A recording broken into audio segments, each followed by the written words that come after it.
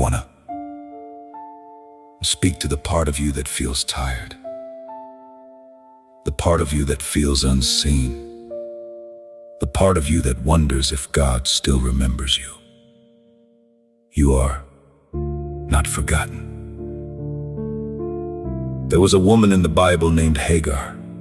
She was alone, rejected, and sent into the wilderness. No support, no direction, no hope.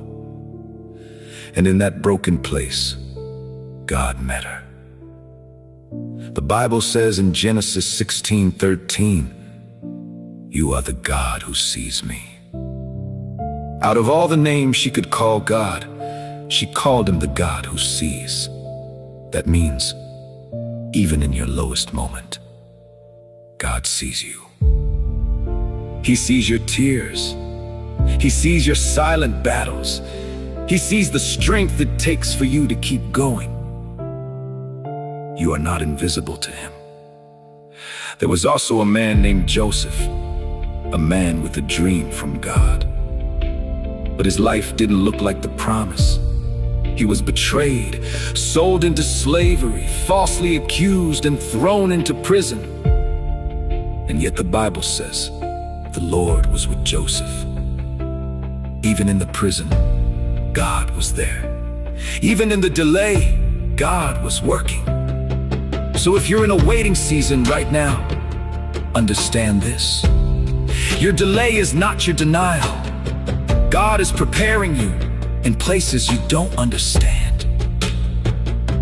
There was a young boy named David, overlooked by his own family.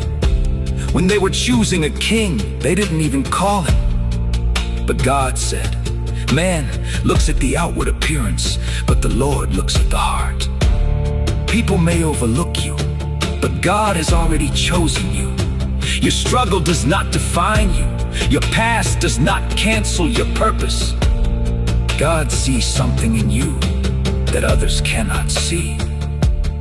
There was also a woman named Esther who found herself in a position she didn't fully understand. But at the right time, she realized she was placed there for a reason. The Bible says, perhaps you were brought to this position for such a time as this. Even when life doesn't make sense, God is positioning you. Even when you can't see it, He is working behind the scenes.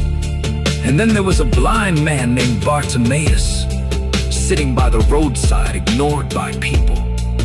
But when he heard that Jesus was passing by, he cried out, "Jesus, have mercy on me!" People tried to silence him, but he cried out louder, and Jesus stopped. Out of everyone in the crowd, Jesus stopped for him. And in one moment, his life changed. I don't know what you're going through today.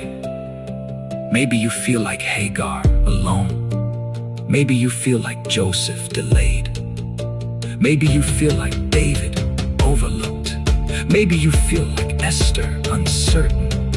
Maybe you feel like Bartimaeus, ignored.